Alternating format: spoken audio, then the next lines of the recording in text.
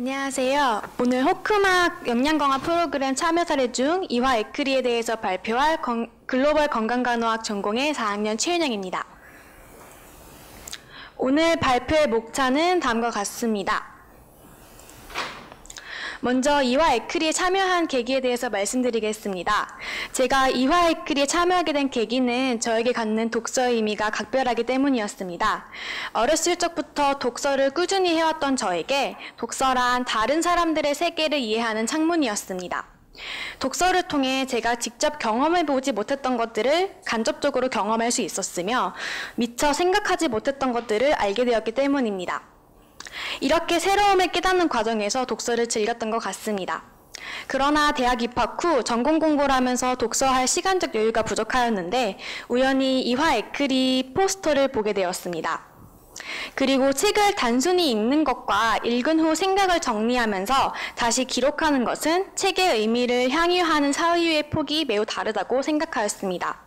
그런 점에서 이화 에크리 대회는 저의 관심을 끌었던 것 같습니다. 오른쪽 아래의 그림은 제가 학교에서 보게 된 이화 에크리 포스터입니다. 이화 에크리 대회가 무엇인지 간략히 소개해드리겠습니다.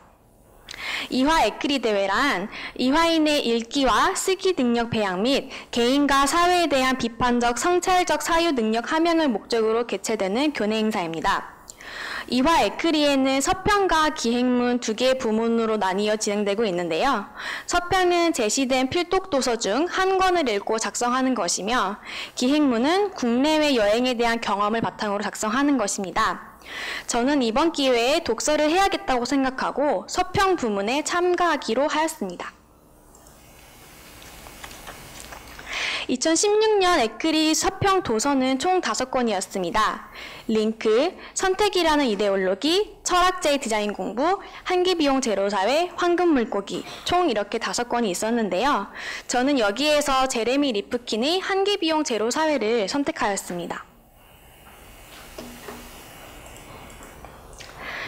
이화 에크리의 서평 도서 중 한계비용 제로 사회를 선택한 이유는 현재 변화하고 있는 사회를 좀 더 이해하고 싶다는 호기심 때문이었습니다. 4차 산업혁명, 빅데이터, 인공지능 AI, 사물인터넷, 공유경제. 이 단어들은 요즘 시대를 표현할 때 자주 언급되는 단어들입니다. 현재는 3차 산업혁명에서 4차 산업혁명으로 전환되는 과도기에 있는데요. 책을 읽기 전 책의 서론을 읽고 제가 가진 의문점은 향후 시대의 패러다임은 어떻게 변화하는가? 유망산업과 사양산업, 소위 말해 뜨는 산업과 지는 산업은 무엇이 있을까? 이에 따라 생겨나는 직업과 사라지게 되는 직업은 무엇일까? 더 나아가 제가 올 2월에 졸업 후 바로 종사하게 될 의료계에는 어떤 혁신의 바람이 불까였습니다. 한계비용 제로사회를 읽고 이화 에크리에서 작성한 서평에 대해서 말씀드리도록 하겠습니다. 저는 책에서 2부와 4부를 중심으로 서평을 작성하였는데요. 먼저 4부를 통해서는 현대사회가 저자가 주장한 한계비용 제로사회로 이동하고 있음을 엿볼 수 있었습니다. 저자는 부의 창출 원천이 과거에 사물, 정보에 대한 소유권이었다면 현재는 정보에 대한 접근권이라고 하였습니다. 책에서 제시된 대표적인 사례가 바로 사회적 자본의 크라우드 펀딩 그리고 통화의 민주화입니다. 크라우드 펀딩이란 자금을 필요로 하는 수요자가 온라인 플랫폼을 통해 불특정 다수 대중에게 자금을 모으는 방식으로 공연, 예술 분야에서 흔히 볼 수 있었습니다. 대표적인 사례로는 영화 인천 상륙작전과 일본 영화 너의 이름은이 있습니다. 통화 민주화로는 요즘 뜨겁게 부상하고 있는 비트코인이 있습니다. 과거에는 통화 발행의 주체가 정부였다면 이러한 상식을 깨고 비트코인은 현금을 바꾸는 사람 모두가 비트코인의 발행주가 되는 것이죠. 이러한 사례를 통해 알 수 있듯 소유권에서 접근권으로의 전환이 우리 눈앞에 일어나고 있다는 것이 이 챕터에서 제가 느낀 깨달음이었습니다. 이와 같은 움직임은 의료계에서도 보이고 있었습니다. 환자 주도형 의료 서비스란 의료 관련 웹사이트에서 의사 처방에 만족하지 못한 사람들이 대안적 치료법을 공유하고 특정 약물을 복용하면서 겪은 부작용을 비교하기 시작한 것입니다. 여기서 더 나아가 자존 모임, 치료법 개발을 통한 공적 자금을 모금하는 등 현재 활발하게 활동 중이라고 합니다. 또한 빅데이터를 활용해서 유전적 성향과 환경적 요인 사이의 상호 연관성을 밝히는 연구도 활발하게 진행 중에 있습니다. 그 외에도 3D 바이오 프린팅을 통해 완전한 장기를 구현해내는 연구도 진행 중입니다. 한편 2부는 저에게 의문점을 남기는 챕터였습니다. 저자는 한계비용 제로 사회에서 정보의 접근권이 모두에게 열리기 때문에 누구나 생산에 참여할 수 있고, 이에 따라 한계비용이 절감되며 생산성이 극대화될 수 있다고 설명하였습니다. 또한 사회를 움직이는 인프라인 에너지 또한 이와 같은 방식으로 무료로 얻을 수 있다고 주장하는데요. 저는 이 주장에 의문을 품었습니다.